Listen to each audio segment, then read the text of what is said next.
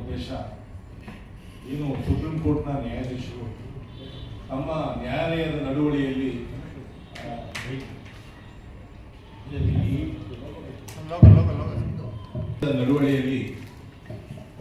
ಒಬ್ಬ ಜನಪ್ರಿಯ ಯುವ ನಾಯಕ, ವಿರೋಧ ಪಕ್ಷದ ನಾಯಕರು ಅಥವಾ ಗುಡ್ ಪಾರ್ಲಿಮೆಂಟೇರಿಯನ್ ಅಥವಾ ಇದನ್ನ ಎನ್ಸೈಕ್ಲೋಪೀಡಿಯಾ ಆಫ್ ದಟ್ ಸಬ್ಜೆಕ್ಟ್ಸ್ ಇಷ್ಟೆಲ್ಲ ಒಂದು ಒಬ್ಬ ವ್ಯಕ್ತಿಯನ್ನ ಆ ಮೊಕದ್ದಮೆಯಲ್ಲಿ ಅವರ ಒಂದು ಅಸ್ತಿತ್ವವನ್ನ ಕೇಳುವಂಥ ಪ್ರಶ್ನೆ ಕೇಳಿದ್ದು ಖಂಡಿತವಾಗೂ ಅದು ಅಷ್ಟು ಸಮಂಜಸವಾಗಿ ನಮ್ಗೆ ಯಾರಿಗೂ ಅದು ಕಾಣಲಿಲ್ಲ.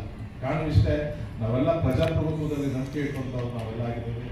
ಶಾಸಕಾಂಗ, ನ್ಯಾಯಾಂಗ, ಕಾರ್ಯಾಂಗ ತಮ್ಮದೇ ಆದಂಥ ಕಾರ್ಯವ್ಯಾಪ್ತಿನಲ್ಲಿ ಅದು ಕಾರ್ಯನಿರ್ವಹಿಸಿದ್ರೆ ಈ ಪ್ರಜಾಪ್ರಭುತ್ವ ಯಶಸ್ವಿಯಾಗಿ ಅನುಕೂಲ ಆಗ್ತದೆ.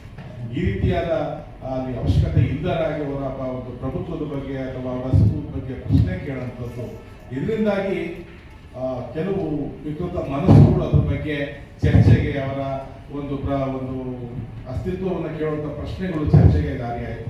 ಇದಕ್ಕೆ ಸಂಬಂಧಪಟ್ಟಂತೆ 2022ರಲ್ಲಿ ಕೊಟ್ಟಂತ ಒಂದು ಏನು ಸ್ಟೇಟ್ಮೆಂಟ್ ಕೊಟ್ಟಿದ್ರು ನಮ್ಮ ವಿರೋಧ ಪಕ್ಷದ ನಾಯಕರು, ಅದಕ್ಕೆ ಇವತ್ತು ಕೂಡ ಅವರು ಸ್ಟ್ಯಾಂಡ್ ಆಗಿದ್ದಾರೆ. ನಾಟ್ ಓನ್ಲಿ ದಟ್, ಅವ್ರು ಸ್ಟ್ಯಾಂಡ್ ಆಗಿರೋದು ಅಷ್ಟೇ ಅಲ್ಲ, ಅದಕ್ಕೆ ಸಂಬಂಧಪಟ್ಟಂತೆ 2022ರಿಂದ 2025 ಹಲವಾರು ಬಾರಿ ಪಾರ್ಲಿಮೆಂಟ್ ಅಲ್ಲಿ ಅದು ಚರ್ಚೆ ಆಗಿದೆ. ಆ ಚರ್ಚೆಯಲ್ಲಿ ಚೀನಾ ಎಷ್ಟು ಪ್ರದೇಶವನ್ನು ಆಕ್ರಮಿಸಿಕೊಂಡಿದೆ ಅಂತೇಳಿ ಒಬ್ಬ ಬಿಜೆಪಿ ಪಾರ್ಲಿಮೆಂಟ್ ಕೂಡ ಹೇಳಿದ್ರೆ, ಅದಕ್ಕೆ ಸಂಬಂಧಪಟ್ಟಂತೆ ಈಗಾಗಲೇ ನಮ್ಮ ಕಾನೂನು ಪಡೆದ ಅಧ್ಯಕ್ಷರು ಅದನ್ನ ಮುಂದೆ ಅದನ್ನ ಪ್ರಸ್ತಾಪ ಮಾಡಿದ್ದಾರೆ.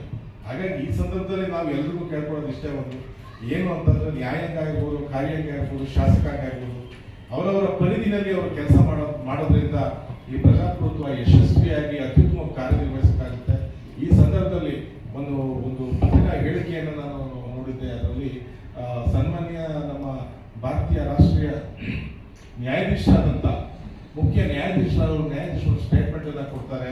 ಶಾಸಕಾಂಗ ಮತ್ತು ರಾಜ್ಯಾಂಗ ಇರ್ಬೋದು ಅಥವಾ ನ್ಯಾಯಾಂಗ ಇರ್ಬೋದು ಕಾರ್ಯವ್ಯಾಪ್ತಿ ನಾವು ಕೆಲಸ ಮಾಡಬೇಕು ಅಂತ ಹೇಳ್ತಾರೆ. ಮುಂದುವರೆದು ಇನ್ನೂ ಒಂದು ಮಾತಾಡ್ತಾರೆ, ಸುಪ್ರೀಂ ಕೋರ್ಟ್ ಜಡ್ಜ್ಗಳಾಗಿ ಅಥವಾ ಹೈಕೋರ್ಟ್ನ ಜಡ್ಜ್ಗಳಾಗಿ ಯಾವುದೇ ವ್ಯತ್ಯಾಸ ಇರೋದು, ಅವರಿಗೆ ಯಾವುದೇ ಆದಂಥ ಒಂದು ಘನತೆ, ಯಾವುದೇ ಆದಂಥ ವಿಚಾರಗಳಿರ್ತಾರೆ.